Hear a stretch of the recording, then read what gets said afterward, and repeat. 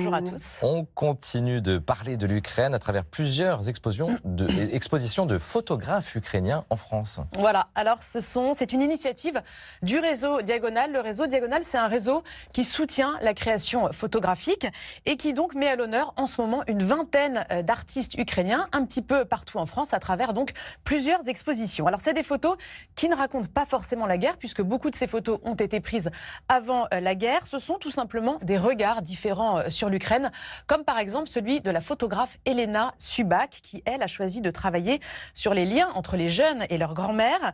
Elle est exposée à Toulouse.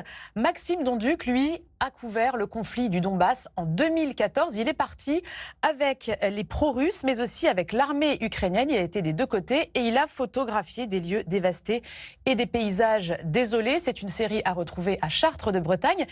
Et puis, moi, j'ai eu un coup de cœur pour la série intitulée Ukraine, 6 ans avant. Ce sont des photos d'Oksana Parafeniuk. Et moi, j'aime beaucoup l'ambiance qui se dégage de cette série. C'est une série qui est exposée à Marseille. Voilà, donc des expositions qui vont tourner un petit peu partout en France jusqu'à fin 2023. Actuellement, vous pouvez les retrouver dans 3 lieux. Au Carré d'Art à Chartres de Bretagne jusqu'au 8 mars. Au Laboratoire Photon à Toulouse jusqu'au 4 avril. Et enfin, au Centre photographique de Marseille jusqu'au 15 avril. Et Monseigneur Constance a raison de nous montrer la vie en Ukraine avant la guerre, en fait. Ça crée un lien. Hein. Bien sûr.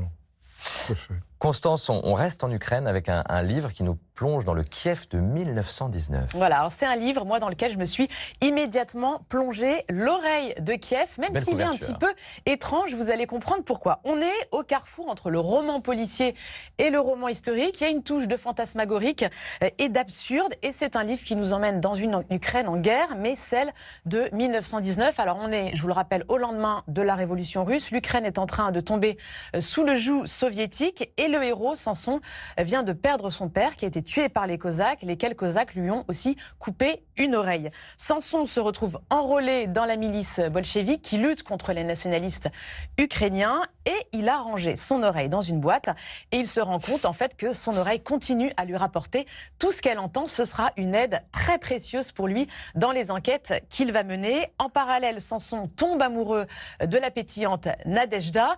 Alors la force de ce roman, la force de l'auteur Andreï Kourkov, c'est vraiment la manière dont il arrive à nous retranscrire toutes les ambiances chaotiques de cette Ukraine en pleine guerre civile. On est vraiment dans ces rues en proie à l'insécurité et au pillage. Et puis, ce qui est très intéressant, c'est que ce roman nous permet de regarder en arrière, de nous plonger en fait dans l'histoire de l'Ukraine. Et moi, je trouve que c'est très précieux pour comprendre la situation actuelle et bien d'avoir tout cet éclairage.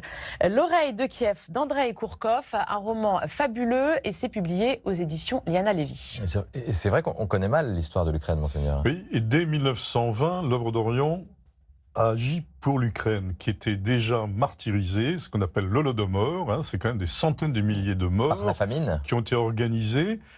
Et c'était pas contre les nationalistes. Hein, c'était que même les communistes ukrainiens ont été tués par les communistes russes. Une forme de génocide. C'était vraiment une forme de génocide.